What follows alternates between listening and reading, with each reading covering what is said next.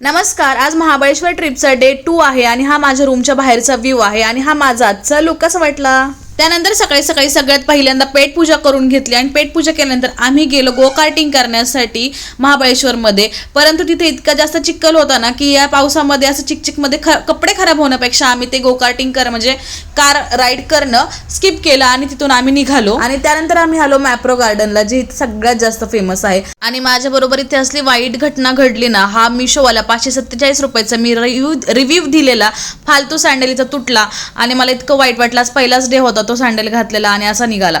त्यानंतर मग आम्ही मॅप्रो गार्डनमध्ये बऱ्याचशा गोष्टी ट्राय केल्या, बऱ्याचशा गोष्टी घेतल्या. इथे बघा, मी यूट्यूबला टाकणार आहे.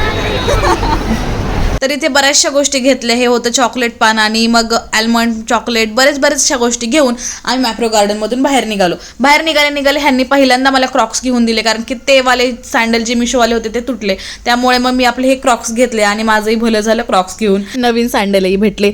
चला, त्याच्यानंतर मग आम्ही आलो. एक गेम स्टेशन म्हणून होतं इथे पुढेच मॅप्रो गार्डनची. तिथे मी आणि आयुषनी छान अशी राईड केली. ते कोणतीच राईड करायला तयार नव्हतं, सगळेजण घाबरत होते. त्याच्यामुळे मग मी आणि आयुषनी मजा करून घेतली. आणि त्यानंतर आम्ही आलो पोटॅटो स्प्रिंग खायला, मी, आयुष आणि अनुष्का. आणि इथं आम्ही पोटॅटो स्प्रिंग ट्राय करतो आणि खरंच टेस्टी होता. मी आणि फर्स्ट टाइम खाल्लं होतं, पण छान होतं. त्यानंतर आम्ही आलो पारसी पॉइंटला आणि इतका सुंदर असा पॉइंट आहे आणि खूप छान वाटत होतं इथं आल्यावर ना. त्यानंतर बाहेरच ना मॅगीवाला होता आणि मॅगी हिल स्टेशनला खाणं हे मस्ट नीडेड आहे, खाल्लंच पाहिजे.